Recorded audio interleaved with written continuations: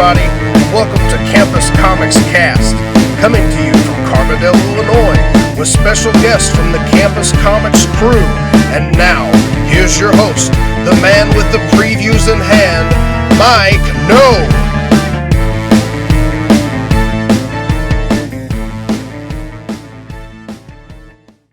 Hello, everybody. This is Mike. Scott. Hey, Dan Brown.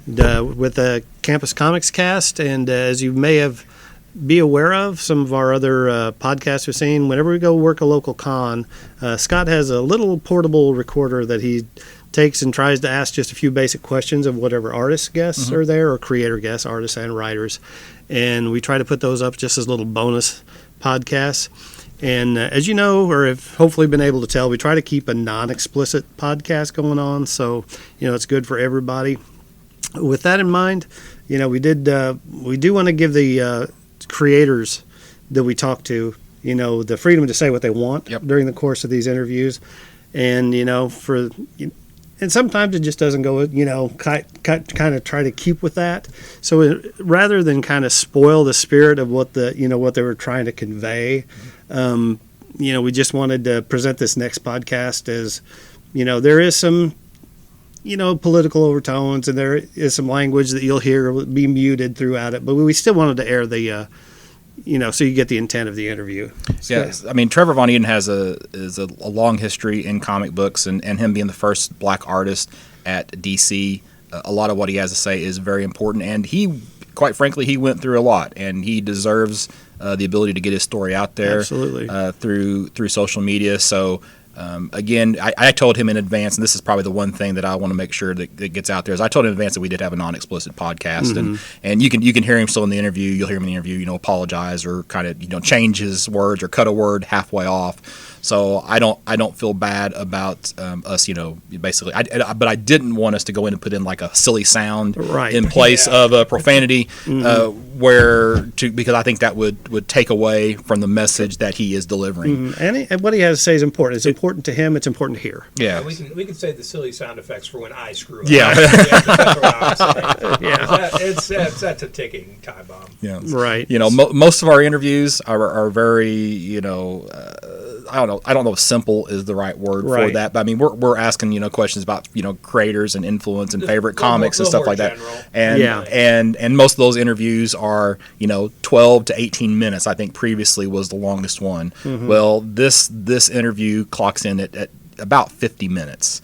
So and I think anytime when you get an opportunity to interview a creator like this, that you need to let him say what he wants to say, and I don't believe in censorship in any shape, form, or fashion, which is, I mean, but I did, like I said, I want to make it clear that we did tell him in advance that we're a non-explicit podcast, and we are going to edit out that portion of it. But so when you hear audio drop in that recording, just know that that's what that was. Yeah, and you'll be able to tell what he said by context, but it's just all in the spirit of trying to keep the podcast non-explicit without, cutting into his message and what he, and the things he wants to convey. So absolutely no disrespect meant to Mr. Von Eeden, and I appreciate Scott taking that time out to do these interviews, and they're always a great insight to it, to somebody within the industry. So we're honored to have this interview with Trevor, and we hope you enjoy it and get something from it.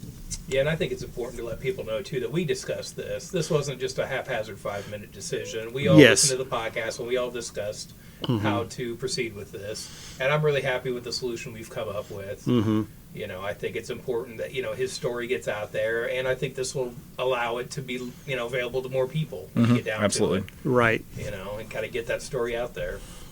All right. Anything else anybody wants to add? I guess should we add that the opinions expressed by Mr. Von Eeden do not necessarily reflect the values of Campus Comics or Bird Comics or Dan. And real quick, just to reiterate, this was done at a con live at the time, so you'll hear other people in there and stuff like that. That's not you're not missing anything. It's just the atmosphere. Right. And there'll be there's very little other than the language, there'll be very little editing to this, but about in the middle of the conversation, we actually had somebody from the con come in and talk to him, so that part will be edited out. But for the most part, everything else is from start to finish, that one little break, and then from that point to the end of the interview. So So, all right. Well, thanks for listening to us ramble for a bit, but I hope you enjoy the interview and get something out of it. And again, we'll talk to you soon.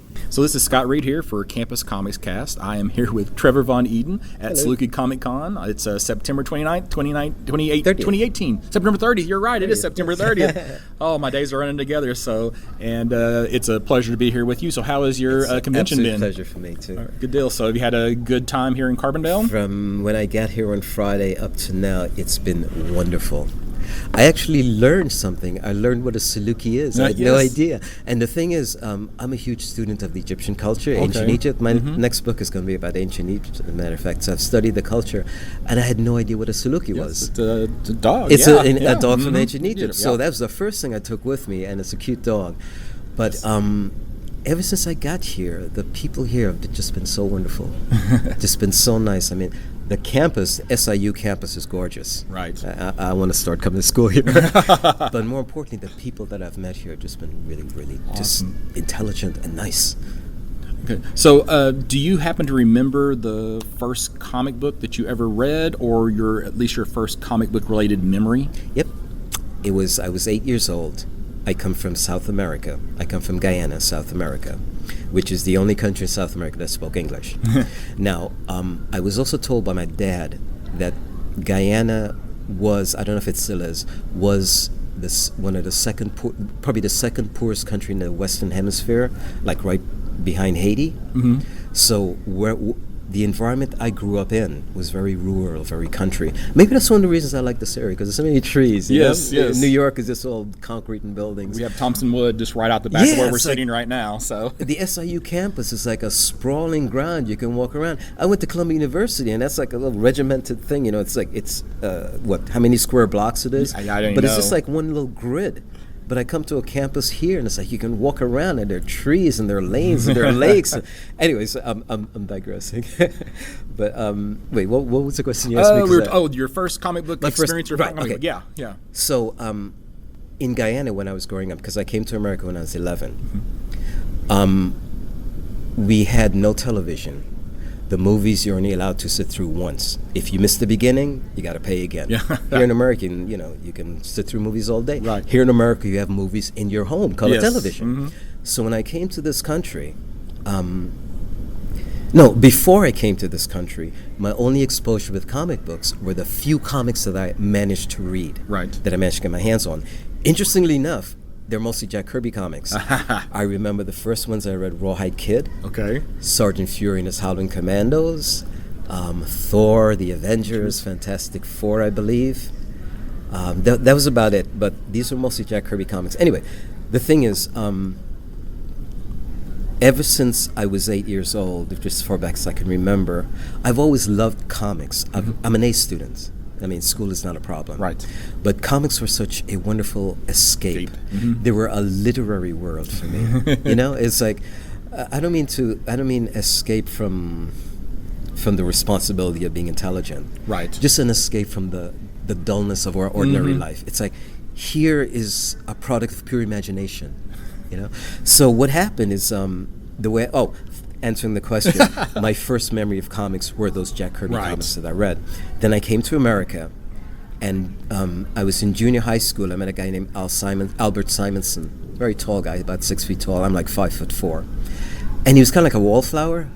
And something about him, I just went over to introduce myself. We ended up becoming friends. And long story short, Albert became my best friend, and I kind of drew him out of his shell. He in a couple of years, he went from being a wallflower to a Don Juan, literally. I mean, he grew his hair into dreadlocks. He started dressing different, just because of the fact that somebody liked him and paid attention to him. Right. And in return for my friendship, he shared his comic book collection with me. Not exposed. That's And Albert had like a huge. The 4 or 5 comics I read back in Guyana that I thought were wonderful. I came to America, and that's when I discovered American comics. That's when I fell in love with comics. That's when I saw the unlimited possibilities. Right. Look, I even liked Millie the Model. I was reading anything. So during my high school days, like I said, I'm an A student. So during classes, teachers would always teach a lesson 2-3 times, so the slower students can catch up. Right. I got it the first time, so during the rest of the class, I would amuse myself by learning to draw, teaching myself how to draw hands and feet and faces. And again, comics stimulated that. So this led directly into how I got the job, because, as I said, my friendship with Albert exposed me to the wonderful world of comics and exposed him to the wonderful world of sex. So he had a good part of that deal. All through high school, I'll do these drawings in my notebooks. And what Albert did, he took it upon himself to send some of these drawings into DC Comics, ballpoint pen drawings, just for a critique. Because at that point, he was my sternest critic, my only fan and that kind of thing. Right. Yeah. And DC Comics sent back a form letter. Good work, keep it up, blah, blah. At the bottom, typewritten form letter. At the bottom, somebody had handwritten, if you're in the neighborhood, drop by. Okay. So at that time, DC was in Manhattan. I was in the Bronx, 45 minutes away. Right. I dropped by. I'm sitting in a DC office's waiting room, and all of a sudden somebody sticks their head out, kind of looks at me and jumps back in. 10 minutes later, they come back out, they grab me, and they bring me into Joe Orlando's office. Apparently, that guy who stuck his head out saw that I was black. Oh. I'm actually brown-skinned, but And then they took me to Joe's office, and Joe said, "We have a black book we want you to do." Now, here's the dealie. I come from South America. Like I said, I come from a free people. I don't know anything about racism.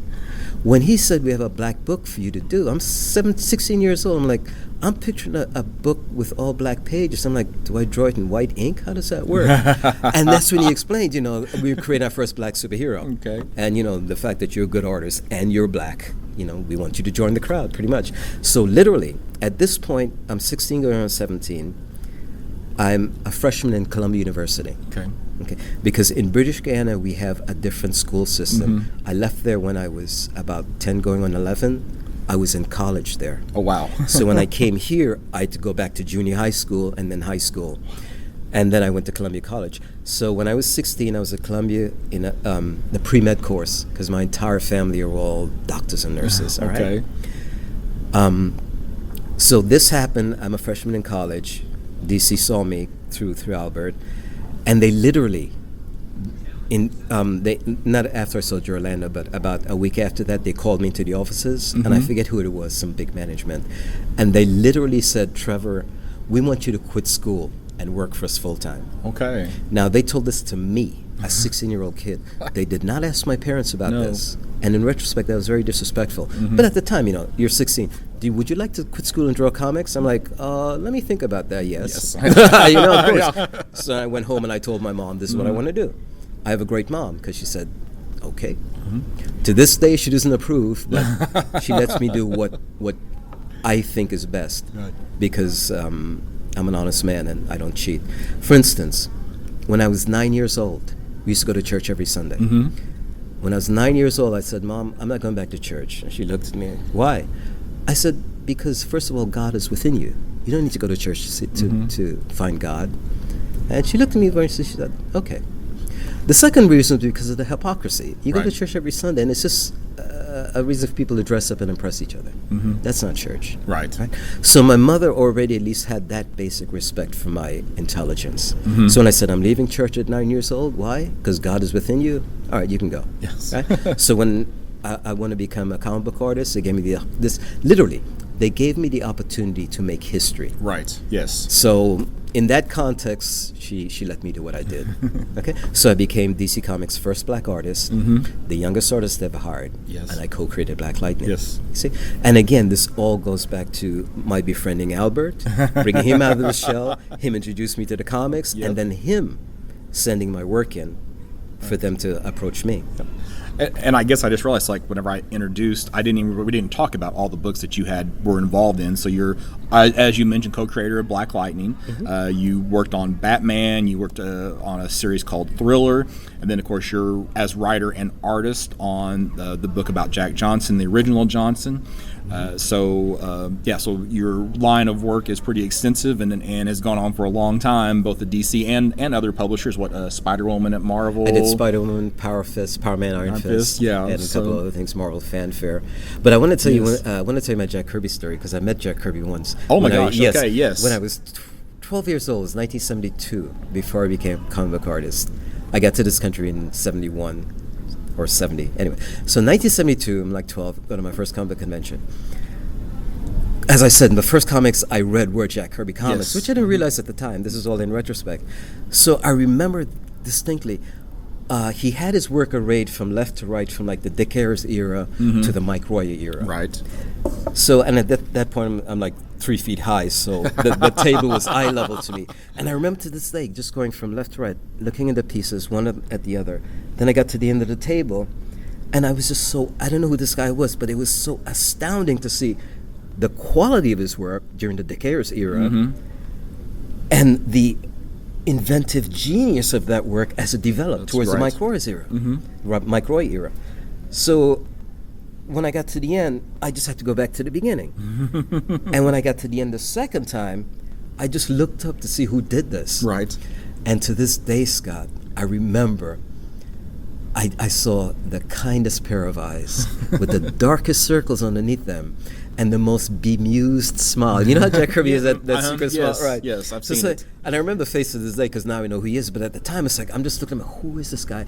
And how do I describe this? I was looking up, expecting to see a godlike figure based on what he drew. Right.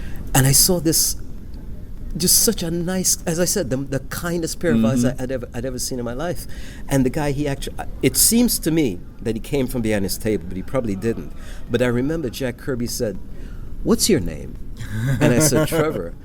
And in my memory, I remember him coming up from behind his table to shake my hand.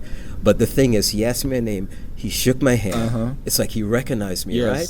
And then the thing is, Scott, that was when I was 12 years old.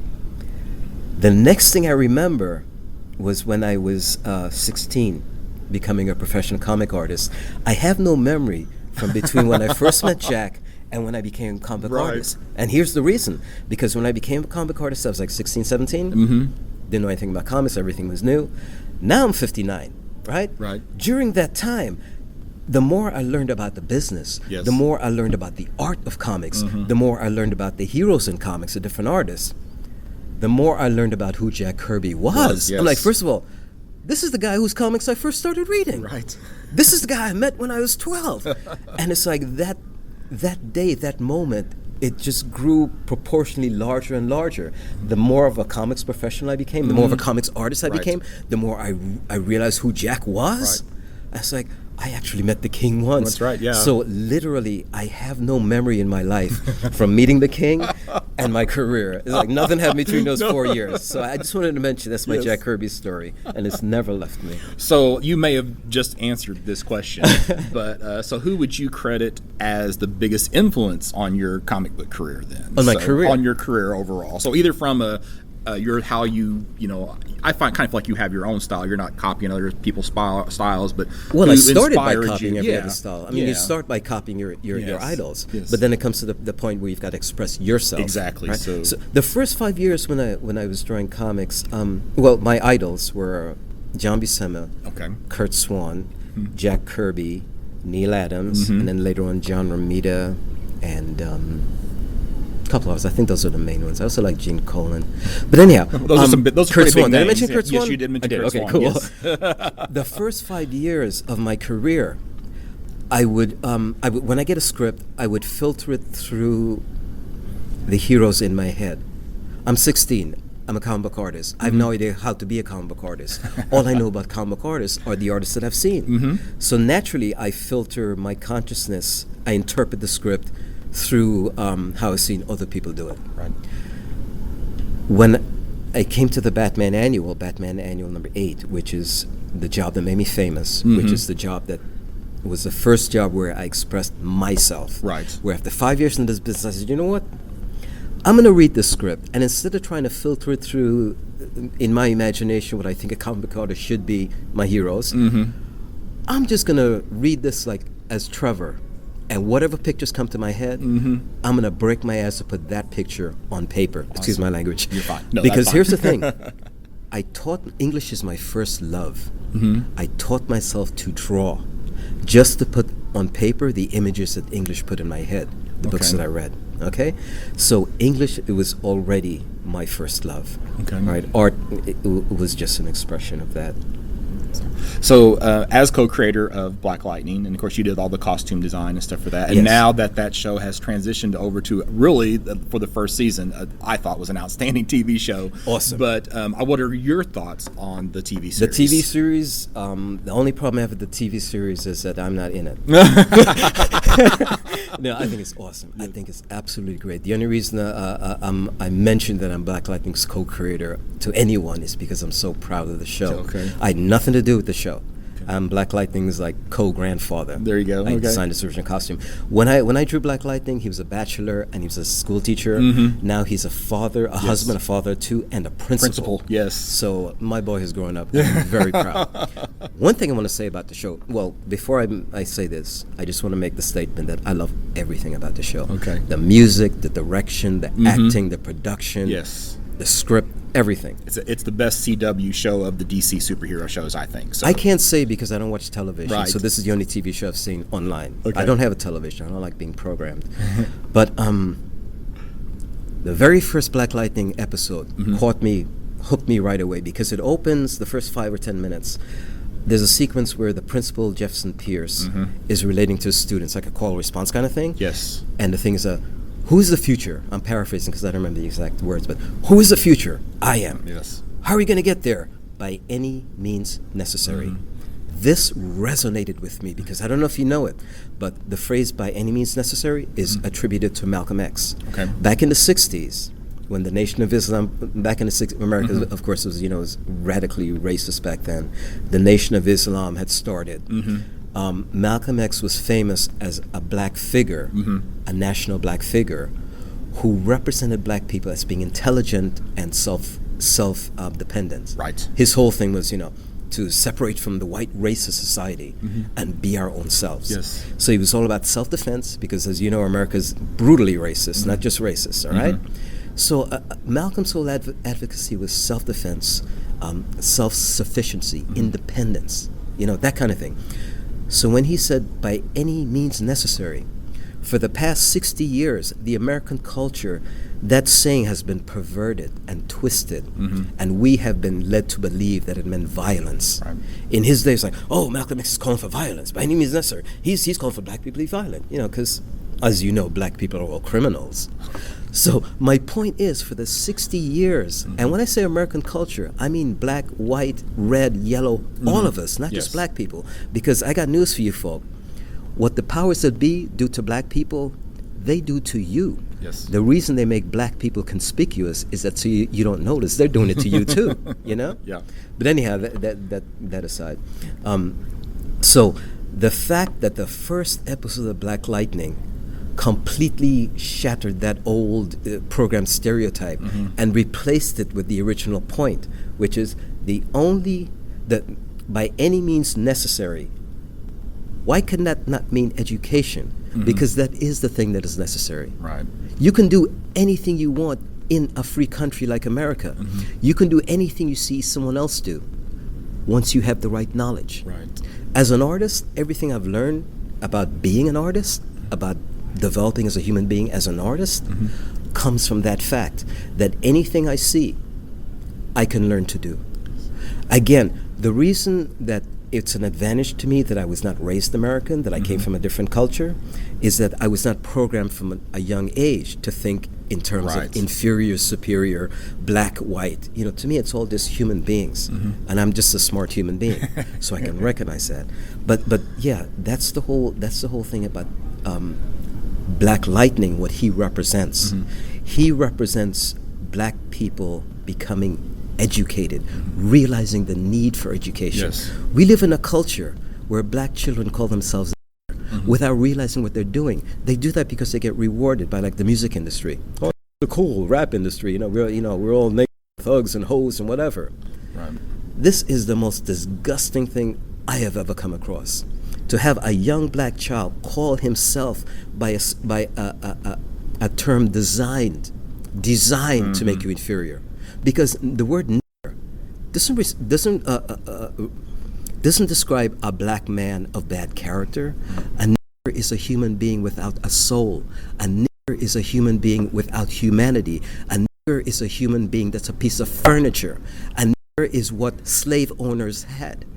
back when America was born, 300 years ago? For that to be perpetuated now in the 21st century by the same victims, that is an abomination. That's horrible. And the reason I bring this up is so that white people can realize, you know what? The same people that are programming black kids to do that to themselves are doing the same things to us in our way. That's why we have an ignorant man in the White House who has no experience, not just in politics, but in being a human being. This fellow was born rich. He was born rich. What does he know about America? What does he know about the common man in America? Nothing. He was born rich. He lives a pampered life. In his words, he won the presidency on the first try. It's a game to him. He is a puppet set up by the people behind the scenes who, in government, who are consciously evil. Like that guy Stephen Miller. You look at him, you can see he's a Nazi. But there are people in the American government that are consciously evil, that do what they did to black people because they want to do the same thing to white people, because they want to do the same thing to all people. People like that are interested in one thing: power. Power over the people. I'm talking about power of the people. The people have to realize, it's like I said, society, I mentioned this before, the nature of society is designed to make you conform because it's a body comprised of different individuals. So that's the nature. Unless you want anarchy, if you want ordered society, you've got to conform. You can understand that. But society is composed of human beings. The nature of a human being is to be an individual. So how do you reconcile being an individual in a society that's designed to make you a statistic? Easy. Just by being who you are, by realizing that your happiness is entirely up to you. What you let into your head is what makes you who you are. So what you have to understand, it's crucial that you make sure what you let into your head is what you want to be there. You know? If kids nowadays had any conception of what the word means, what it actually means, what it originally means, what it still means, what they're promoting, why they think they're promoting something cool. No, they're promoting the self-destruction of their own people.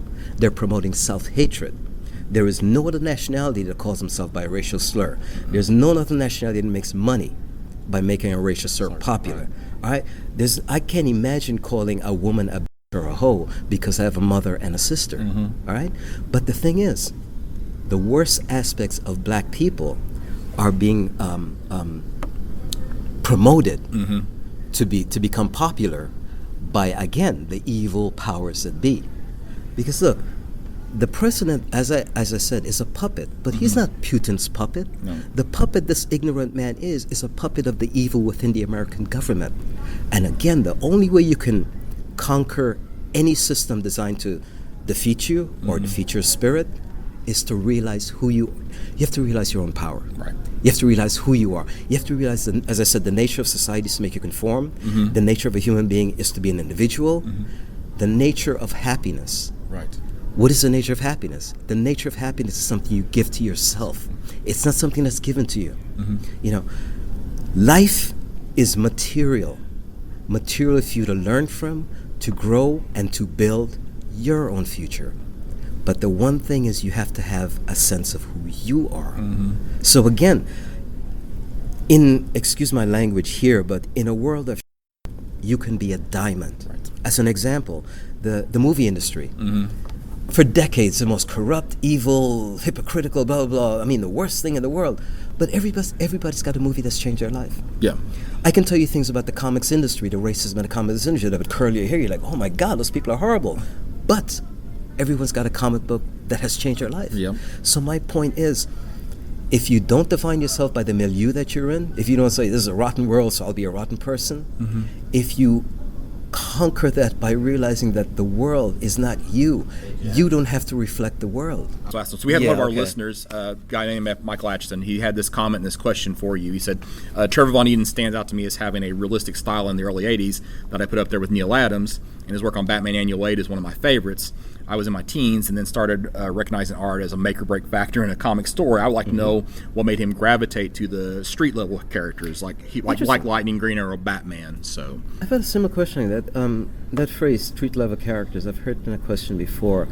And my answer is I don't gravitate towards street level characters. That's what was assigned to me. Well, you're assigned to, okay, yeah. What I gravitate towards are heroes. Right. And I live in the Bronx, and I'm pretty much a street kid, so I know what it's like to live on the streets. As a matter of fact, everything I talk about, my philosophy, because I have a philosophy in life. Really, I hadn't noticed. No, yeah. But it's created by what I experience. I'm a black man living in the Bronx. You know, I know what it's like to have that kind of social pressure to conform to a certain way, you know? So, I'm sorry, go ahead. I didn't mean to cut you off, sorry. Oh, no, you didn't. So which of your past projects then, I think I know the answer to this one, are you most proud of? Wait, did I answer the last question? I did. Yeah, you did on the about the street level question. So which of your past projects are you most proud of? What made me gravitate towards street level heroes? You Okay, said the answer is I didn't gravitate. That was my job. Yeah, so I like heroes. You like heroes, yeah, because they're heroes. That's the point of it. I like heroes because they represent the potential in the individual. What we were talking about before. Yeah. To overcome any system and grow and flourish. Right. So so then, which of your past projects then? I'm the most proud of. I'm most proud of. Like I know this one, but the Batman Annual number 8, which was the first job I did, which I completely expressed just myself rather than filtering my thoughts through my heroes. Right. Like, how would John Buscema draw this scene, or how would Kurt Swan draw this? No. For the first time, I said, I'm gonna read the script, and whatever comes to my head, because I learned to draw because English put pictures in my head. So I did the reverse. I said, okay, in this case, I'll read the script, and whatever pictures those words put in my head, that's what I'll draw. Okay. Instead of trying to say, how would John Buscema interpret this, or Kurt Swan? So the Batman Annual number 8 was the first job where I did completely, my first art job. Right.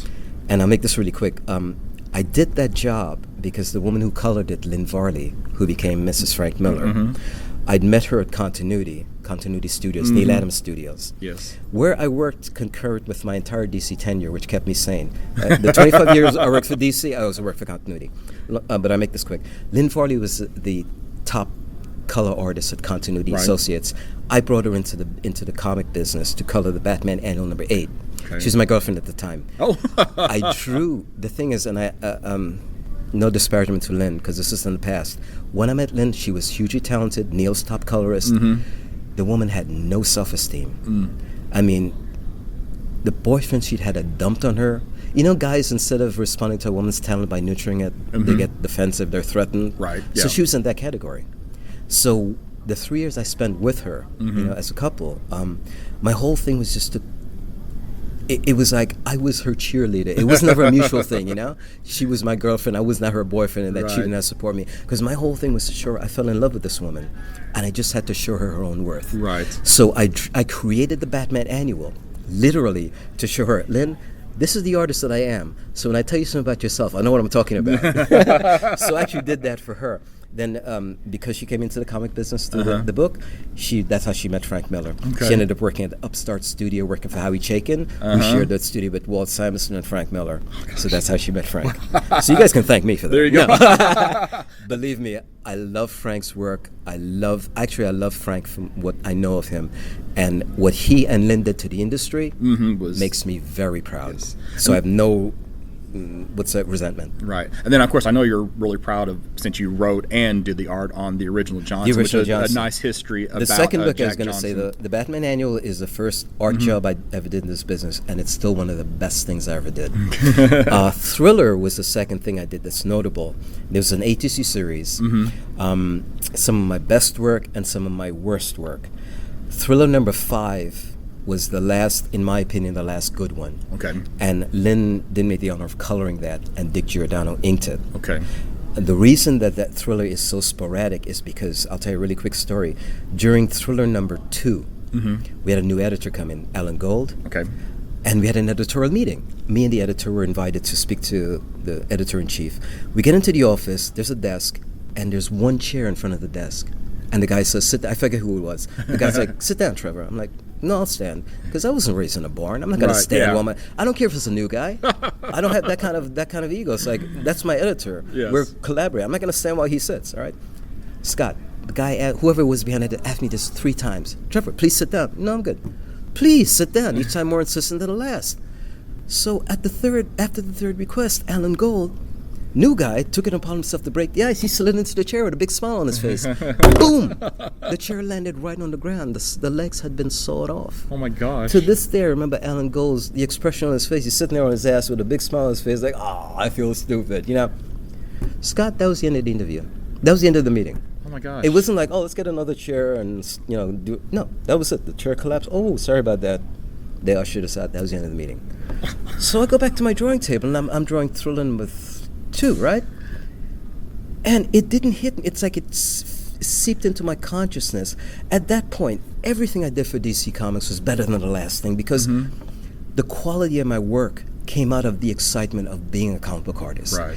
I did my supernatural best for them because they gave me that opportunity. So when I did the Batman Annual, like I said, the Green Arrow miniseries, which was inked by Giordano, which was great, and then I did Thriller. And my second issue of Thriller, that was my reward, a collapsing chair. So I'm sitting there like, that bullet was meant for me. So when I went back to my studio, from that point on, Scott, it's like I just felt nothing but blinding anger as I worked, and my mind is recalling the events of the day and the past. And it's like, I can't believe they did that. And the more I think about it, the more it festered in me, and it affected my work. It got to the point where I literally saw sheets of red. Wow. Literally. And you know what it turns out to be? Like I said, my family's in the medical field. When you get really angry, little capillaries in your eyeballs burst. Yes. So that's why you see red. I literally did. But my point is, this happened in issue number 2, I believe. If you look at the work, you see issue number 3 still looks okay. Issue number 4, the line where it gets like really frantic and violent, and people think that's part of me expressing whatever script. No. This was just my work being steadily degraded because of the anger I felt. Right. For the years I worked for these people, it's like, I don't care about the fame or being the first black artist. I had the opportunity to become an artist, to draw comic books. So I did my supernatural best. And again, I'm working for people who I thought respected me. Right. Yeah? So when I found out, oh my God, so that's the thing. That bullet was meant for me. That's what I'm supposed to get for all this. That was my first experience of actual racism. Because all it was them telling a black guy, you're getting too big for your shoes. That's all it was. It was not a corporate prank. I've never heard anyone go through this in the 42 years I've been in comics. Right. It was a move to keep the black guy down. Literally, it's like, your chair has no legs, buddy. By the way, I got in touch with Alan Gold through Facebook last year or the year before. He's in his 70s now. Right. He has no memory of this event because to him, it was just another prank. New guy, that happened. Like I said, he sat there with a stupid smile on his face. No big deal. To me, it was a big deal. Yeah. Because that chair was intended for me. So I just wanted to make this clear. If anyone wants to interview Alan Gold, he's like, I don't remember that. But it's quite understandable that he didn't because it was no big deal to him. Right. To me, it changed my entire life. And this is why I say, when I got to Thriller number 5, at that point, Dick Giordano, who gave me the book, he noticed that my work had changed. But at no time did anyone have the courtesy to say, Trevor, what's the matter? Never. No one ever treated me like a human being. The closest, Dick Giordano treated me well, Archie Goodman treated me well, Andy Helfer treated me well, and Jack C. Harris treated me well. In 42 years, those are 4 editors, not even a handful, all right? So everything I learned in this business, I learned the hard way. Gosh, that story's just crazy. But I just want to mention that because that's why Thriller is my second favorite, because it did start out to be my absolute best. But after issue number 3, it started to go down. After issue number 5, the one that Dick colored, instead of saying, Trevor, is there anything wrong? He just said, do you mind if I ink this? Yeah. No. As a matter of fact, he said, do you mind if I ink it? And I said, only if Lynn can color it. All right? She's already with Frank by that time. I got into it with her. So that was the last, she agreed to do it. Okay. So that was the last Thriller issue that I liked, and I managed to get her to color it. So that was a nice little full circle. And then the final thing that I want to be remembered for my career that I remember is the original Johnson, which is the story of Jack Johnson, first black heavyweight champion of the entire world. This man, he was the greatest and most famous black man in his time. He existed in the time 1900s when America was legally racist. When black people were eunuchs and tramps. Black men were eunuchs, black women were tramps. We were not even a respected part of society. As I said, racism was legal back then. Understood. Jack Johnson came from nowhere. Not only did he excel in the ring, outside of the ring, this son of a slave who taught himself 3 languages. Black people nowadays can't even speak English. This is the 21st century. That is wrong. But he taught himself to be a human being, you know? So he became, in his time, the most famous black man because he was the first black heavyweight champion. Right. And white women gravitated to him. He married 3 white women, right? So it was a double target. Right. Here's a guy beating up black men in public, beating up white men in public, and hanging out with white women in public. We got to shoot this guy, but no. Jack Johnson was, his whole persona transcended hatred. You look at a picture of Jack Johnson from 100 years ago, first of all, chances are he'll be smiling. Yeah. Second of all, it will be a smile free of anger, hatred, bitterness, fear, everything that people nowadays still feel. This guy was completely above 100 years ago. Right. How did he do it? They asked him back then, Jack, what are your views on race? He said, I treat people like race doesn't exist. Because it doesn't. Race is a fallacious concept designed to make you racist. Right. Because once you believe that the human race is comprised of subdivided into different races, then automatically you get the competition. It's like, well, which one is the true human race? Obviously it's mine. Which one is the superior race? Obviously it's not yours. So the concept of race brings division. Any sentence you use from now till the end of time where you use the word race, substitute the word people. It'll be not only will it be more accurate, but you will not be a racist. Because racism is about violence. That's the expression of racism. Racism is about dividing people. You see? So this is what Jack was above. Jack personified everything I've said about a human being in a terrible situation, still in a world of he was still a diamond. Right. You can go to Google. You can see the smile I'm talking about. You can see the way the guy dressed. And what you have to understand is, you look at Jack Johnson and you can picture him in the 21st century. Right. But he lived in the 20th century, at the turn of the century, where the things we can't even imagine he endured, but he didn't show it on his face because he didn't keep it in his head. He didn't define himself according to America. He defined himself according to himself. Even Jack's enemies respected his courage.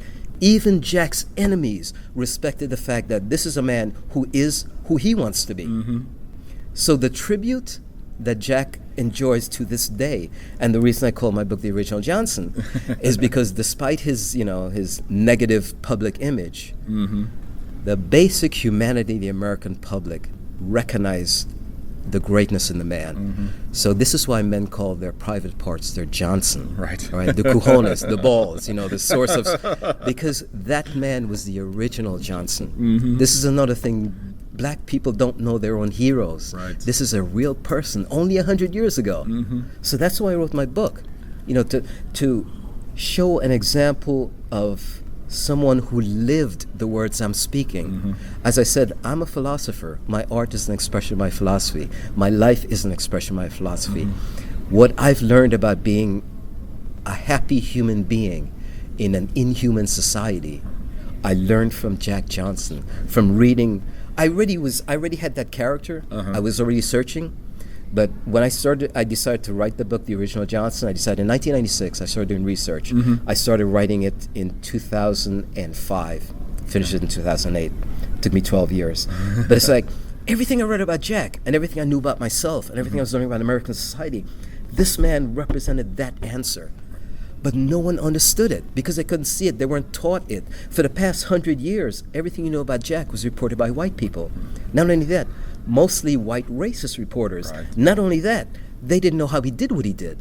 So, it's not like they tried to hide the fact that, Jack did this and that's what made him the person he is. They didn't know. When he said, I treat people like race doesn't exist, racists don't understand that. And that's what the culture was. It still is, but as you go further back in America, it becomes more and more racist. In the 1900s, it was super racist. Right. I can't even imagine what it was like to be a slave. Right. Yeah. But anyhow, that's really getting beside the point. But yeah, so the thing is what Jack represented. Jack represented human freedom. Right.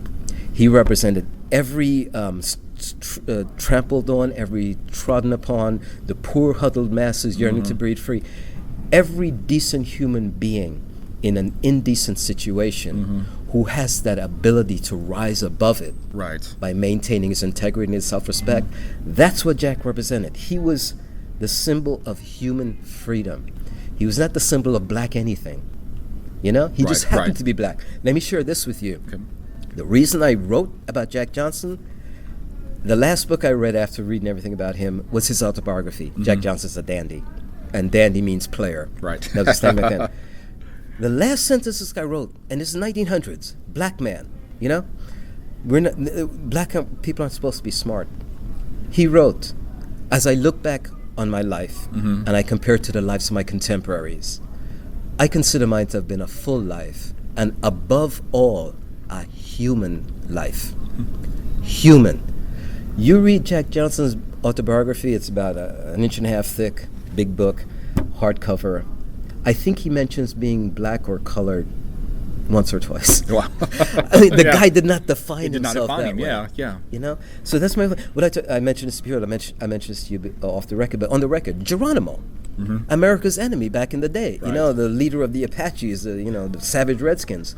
Even Geronimo's enemies respected him to the point where his name became a symbol of bravery. Yes. The World War II paratroopers, they're jumping out the plane, to inspire courage. Whose name did they yell?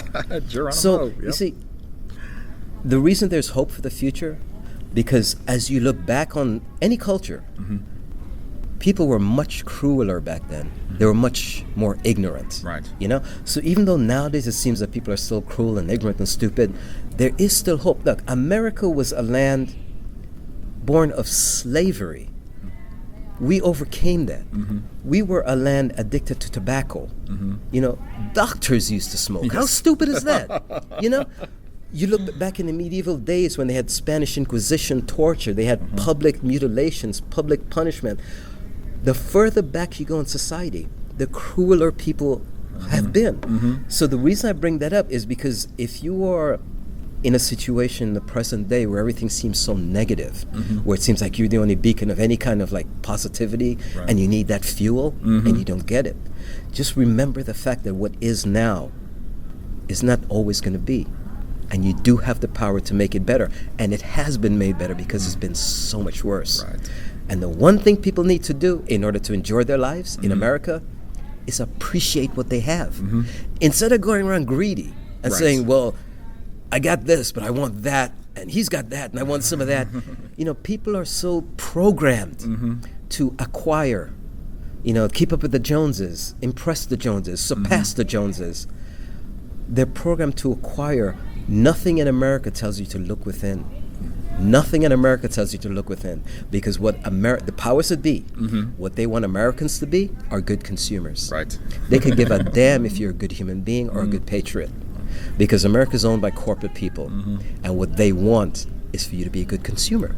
So they will do whatever they need to do to fill you up and make you feel that you're wonderful and you're brave and you're free and you're a hero, and you don't have to do anything but be an American in order to be a wonderful person. Right. And at the same time, they have a society and a culture that's designed to program you to think negatively, to think that you're not as good as this person or that person, a culture of self-hatred and competition. I mean, again, black people are prime examples. You have the youth of black America programmed to destroy their own future by calling themselves a vile word without even realizing, no sense of history. So they have no realization what that word means. Right. You see? So, again, Jack Johnson represented the ability of anyone, because I can't stress this enough. Everything I talk about principles, not people. Right. Everything I talk about can be related to a black person or a white person. When I speak about the black situation, that's just an absolute truth. And that's what black people are subjected to. Right. But for anyone who is not black to say, well, that's their problem and have to worry about it, that is the problem. Right. Because it makes you, when you see a human being suffering and you say, that doesn't concern me, you degrade your own humanity. You degrade your own humanity when you deny humanity to others. And the essence of humanity is compassion. Without compassion, you're not human. Whenever you say someone's inhuman, the level of their inhumanity is proportional to their lack of compassion. The less compassion you have, the more inhuman you can become. Right. Racism is designed to make you feel no compassion for your fellow human being because that person's from a different race. Right. And that race, they're all criminals, or they're all this. Yeah, the Asian race, they're all smart. The black race, they're all criminals. Whatever it is, compliment or insult, it's both programming. You know, so that's the thing to realize. Humanity is, if you want to be a member of the human race, discard the concept of race from your head. Exactly. Yeah. You'll be a human being. So, are there any? Do you have Did any I answer projects? your question? Oh, yeah. Well, you made it pretty clear about your like how So, yeah, important those are the original projects. Johnson is to Batman you. Yes. Annual number 8, Thriller, and the original Johnson. So, any upcoming projects that you could talk about at this time? Anything you have in the works? The second, well, I can't talk in detail, but the second book I'm writing is the book of, it's called The Story of Heru, which was the original name of Horus. Okay. The story of Osiris, Isis, and Horus. Okay. The original Holy Trinity. Yeah. Back to your Egyptian interest in Egyptian. Right. Yes. And this Okay. is something that this ancient Egyptian myth was, 5 or 10,000 years ago, predates Christianity by thousands of years. And there's a good argument that the concepts of resurrection, the Holy Trinity, resurrection, the Holy Trinity, the concept of the afterlife. It's like every basic Catholic or Christian concept was originated by ancient Egypt. A lot of people see Jesus as just a version of Horus. Okay. Horus is H-U-R-U-S, H-O-R-U-S, which is, the modern version is Horace, which happens to be my father's name, Horace von Eeden. But Horus was not his original name. His original name was Heru, H-E-R-U, from which we get the word hero. Okay. Ancient Egypt. Okay. Ancient Egypt was going to give us the word hero. And they gave us those concepts that predated Christianity. Now, I want to say something about Jesus, because I was raised Catholic. Okay. And when I was 9 years old, I told my mom, I'm not going back to church. She said, why? Because I believe God is within you. She said, okay, cool. And that is true. What I think of Jesus, that if the man existed, I do not think he was a divine being who went to heaven afterwards. I think Jesus was a man who represented compassion. He died on the cross for our sins. He didn't die on the cross to make us feel guilty. He died on the cross as a gesture of compassion. He died to take the sins of the world onto himself so we will have a new start. That is compassion. Yeah. What Christianity means to me, what Jesus means to me, is compassion, which is the essence of humanity. So it's beyond religion. Right. You see? So when I mentioned Jesus and Horus or Heru being an antecedent of him, I'm not trying to say anything about the Catholic religion, Right, yes. or Jesus per se. All right, so that's my conception of Catholicism. It should be about brotherhood. It's not about altruism or politics or altruism tells you that you have to help your fellow man, and you can't force somebody to help someone else. Compassion makes you help someone else, because that's what compassion is. So that's my arguments against Catholic doctrine. Okay. Of like, love everyone. Sure, Yes. but don't force yourself to. Oh, no. And the only way you can make love real is by loving yourself first. I've said this for a long time. You got to love yourself before you can be useful to anybody. I mean, love yourself, not narcissistically, Right, like yeah. our fake president, but because you do something that you that generates your own self-respect. You do something every day that you think you should do, what you want to do. And that's how you build your self-respect. That's how you build your humanity. That's how you build your defensives against the negativity in the world that want to make you into a product of someone else's program. Okay. See? So yeah, the most important thing of all is to realize that everything starts and ends with you, what's inside of your head. And then I guess if people want to keep up with you, like, what's the best way to follow you, online? I'm or? on the only social media I'm on is on Facebook. Okay. Because I get the paper delivered, and every time I read the paper, I tend to rant every day on Facebook, involuntarily, because every time I read something about what the president did or that abomination of an administration does, I feel compelled to present a point of view. When I write on Facebook, I write to the future of the country, to the children. And hopefully the adults will understand what I'm writing about. But it's like I read the paper and I'm like incensed that something so wrong is being institutionalized. Right. They say, making that normal. But it's more than just something wrong. It's something fundamentally evil, right? So every time I read the paper, I've got to make a comment to tell the kids of the world that no, this guy in the White House is no role model. This is what he actually is. This is what he actually represents. And if you read my Facebook posts, I always give reasons for what I'm saying. So yeah, that's the only social media I'm on. All right. No, so no personal website or anything like that. No, Okay. I live alone. I have no wife or girlfriend, so I take care of everything in my world completely myself. Okay. And my profession is already a full-time job. There you go. Yeah. So if you want to add to that the cleaning, the cooking, the shopping, everything which I got, the accounting, the looking for work while working. So I do everything myself. So I have very little time to conventions. Yeah. I only go to conventions when they invite me because I actually don't have the time to hunt them down. Hunt them down, right. So I'm very pleased Black Lightning has given me some reason to Yes. be invited.